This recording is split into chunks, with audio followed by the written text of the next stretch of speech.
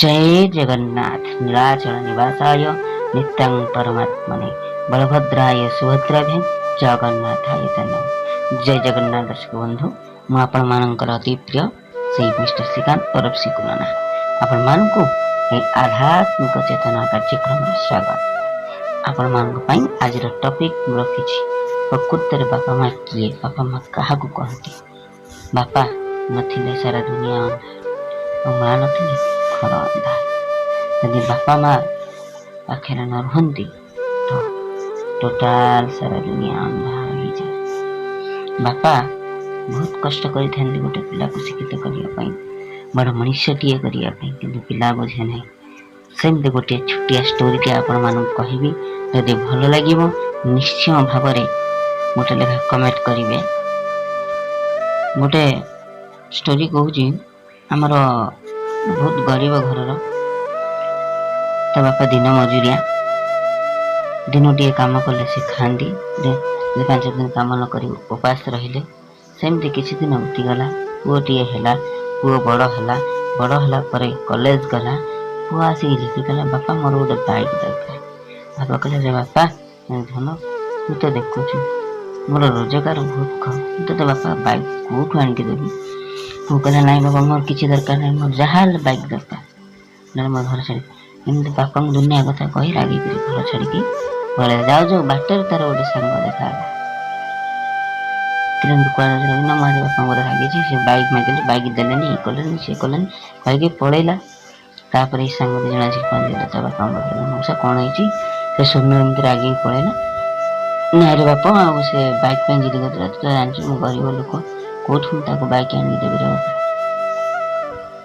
तो मुझे बाइक दे पारे तो से रागी पड़े ना मौसा आप व्यस्त हूँ मुझे बुझे देवी देखा कौन गोटे करुच्छे घर को आस ना गला तार आ गोटे सांग पाखे पहुँचला तार निरंजन तू ये बस दुनिया सारा कुछ अरे आज घर टे झगड़ा होगा बापा सहित आ दे तो पाखे टंका आज टका 10,000 देलु मुझे घर छाड़ी जाऊँगी बाहर गोटे कौन करी ना कौन मैंने बाइक मांगली बापा देने। अच्छा ठीक अच्छे जब बाइक मांगलु बापा देले नहीं तू गोटे काम कर है ना घर को जा व्यस्त ना सब ठीक है ना मुझे से घर को जीविनी।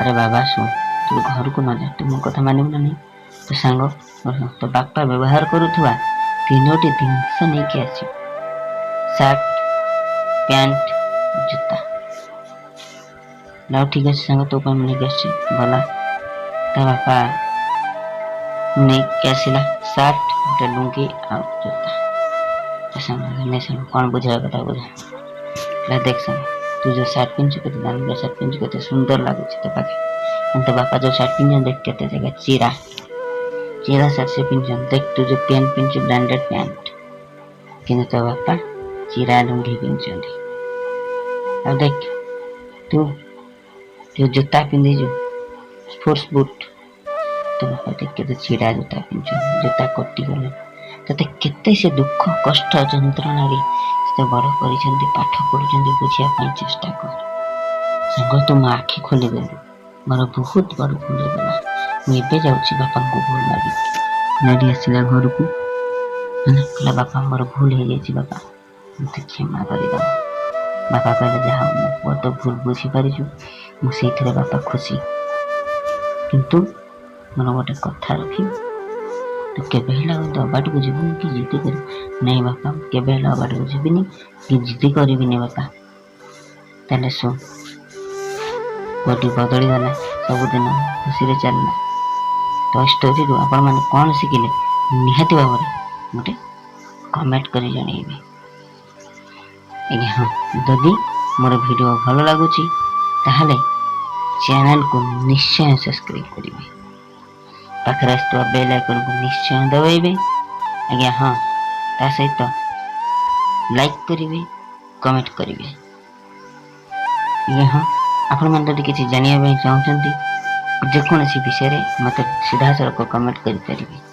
आज्ञा हाँ यही भिडियो में आपण मान कही रखे जदि बा कहार जातक कौन ग्रहरिष्ट रही कि किसी भी प्रोब्लेम रोचे जातक देखा चाहती जातक देखा चाहती कि